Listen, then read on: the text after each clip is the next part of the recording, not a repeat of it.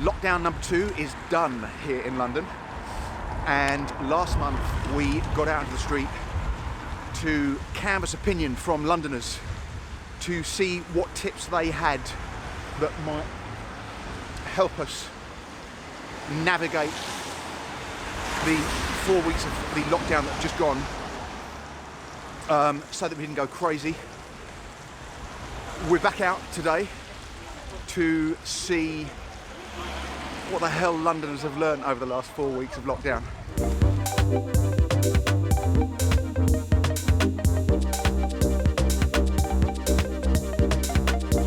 Okay, so what did you learn during the last lockdown? Oh boy, that's a tough one. I learned that I actually like people. I thought in the beginning, this will be great. I don't need to go outside, don't need to shower, don't need to get dressed, but yeah, I like people, I guess. I like being out there. Excellent. I miss being out there. What a wonderful revelation. Yeah. Probably similar, but I also think the lack of traveling was the one thing. Even just within cities was really, really tough. So definitely miss that, and very, very happy now to be able to do it. I learned how to deal with myself the better than I did before, and that's it actually. I find happiness inside of myself, and I don't search anymore around me. And that's it. Oh my God, yeah. That is a deeply, truly profound lockdown. Yeah, it's actually the best experience of my life. It's been that lockdown, and I must say 2020 is the best year of my life. Wow. I think that one thing I learned really from my lockdown was, trust is still in a little bit of a caveman sense of being.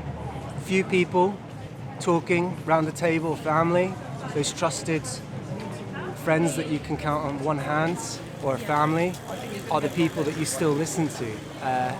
Our brain is not really evolved to getting involved in social media like this.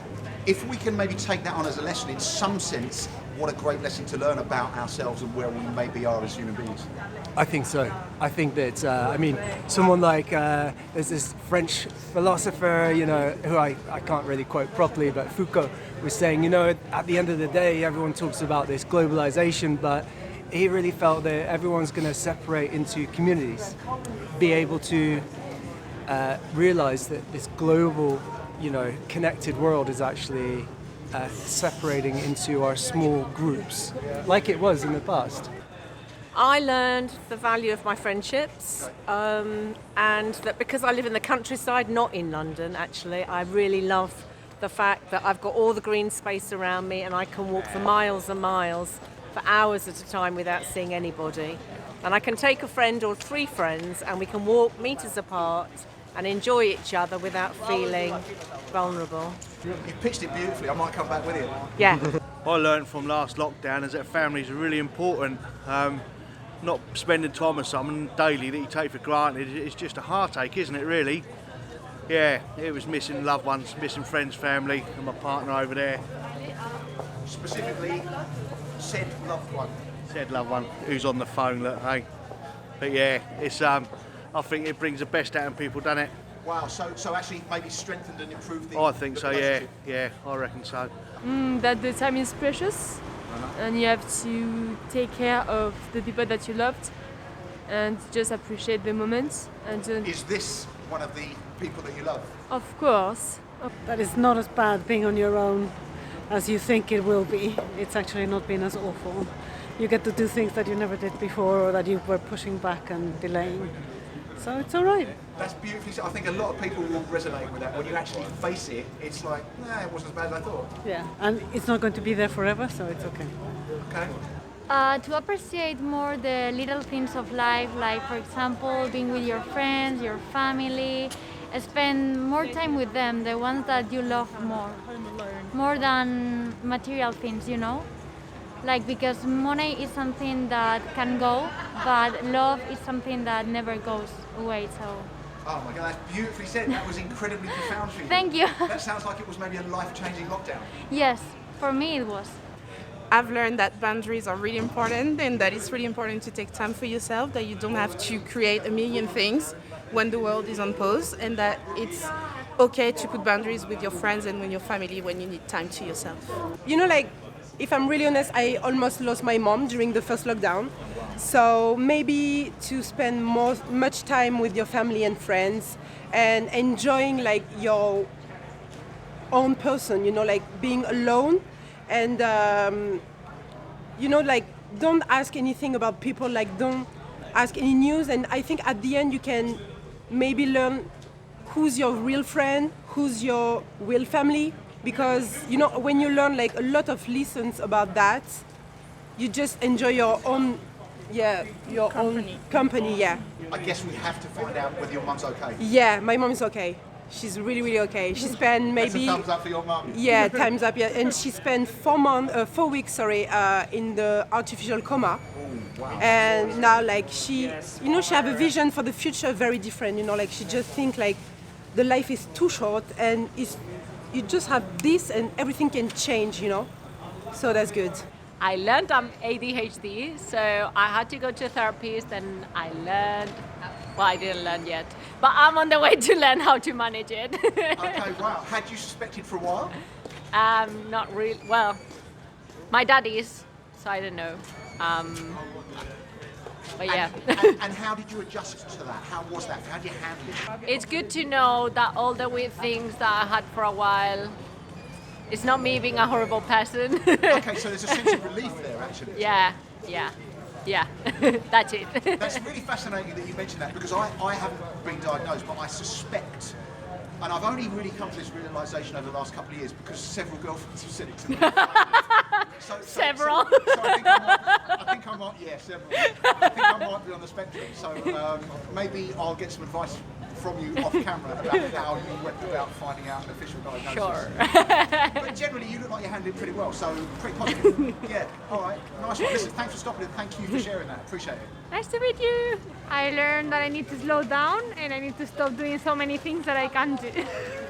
What the hell were you doing that required you to have to slow No, down? just I plan, the day has 24 hours and I plan like if it had like 30 or 35. So I had to just calm down. So you're managing your time much better? Yeah. Has it worked? Has she managed to slow down? Yes. Yeah. I pushed myself in an uncomfortable zone, but kind of survived. So feels. There's a huge sense of satisfaction there. I mean, that sounds like one of those life begins outside your comfort zone type things. Yes. I mean, kind of being pushed into that situation. Are you going to tell us what that situation was? Because I'm really intrigued. It's job, financial insecurities. Okay. So you just have to do something that you never thought before. Kind of have to be creative. So you realise you can push your own boundaries a little bit? Yes. How's that feel?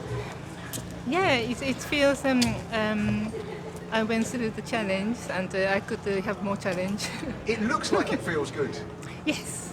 I learned how to make songs using GarageBand on my work laptop. So now on my lunch break, I make stupid little songs. Okay, that's cool. Are those songs any good? Debatable. No, they are good. They're great. Okay, well, They're great. That's pretty productive. Where are you going to take this? Like, who knows? But where do you think that it might end up? I'll pester some people online to listen to it. And that'll be about it, I think. Stadium filling at some point? At some point, yeah, obviously. Okay, well, I'll cheer him on. You the biggest fan. Yeah. So what did you learn during the last lockdown? A lot of introspection. Introspection? Yes. Oh, you went inside and you went deeper? I'm always there. I'm always deeper. Are you up there meditating? Oh, I do my own meditation in my home with my exercise, with my tidy, with my silence, with my classical music. What did you learn about yourself that you can use going forward? I'm so bright. I got a lot of light. You do have a lot of light. Yeah, I do. Your place is radiating warmth and relaxed beauty. Oh, it's amazing and noisy. I'm curious to come up and see what's going on in there. Oh, okay. So Max, what's one of the lessons you've learnt during lockdown? I guess not to push those around me, especially those I'm living on top of, to complete things that they say that they want to do quicker than they want to do them. Don't piss them off. Don't piss them off. Let people do things at their own pace. At their own pace. I'm Okay. getting the slight sense that between you two, this is actually autobiographical. Is that right?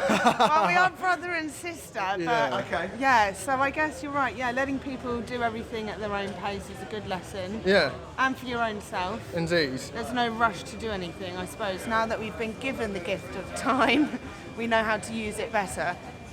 Yeah. Yeah. Well, that has been collaboratively, wonderfully articulated. Thank you. So there we have it. That is the total of the lessons that the coronavirus second lockdown has instilled into Londoners. Got quite a broad range of perspectives on that. Hopefully some of that will resonate with you, and leave me a comment below and let me know if you yourself have learned anything particularly insightful. Right, let's get back to the editing suite and cut some kind of an edit together. And so I guess I should just quickly add that if it's been particularly brutal for you, I'll put some links, well, coming up now, of people that you can call if you feel like you might get some value from talking to people. Good luck with it. See you soon.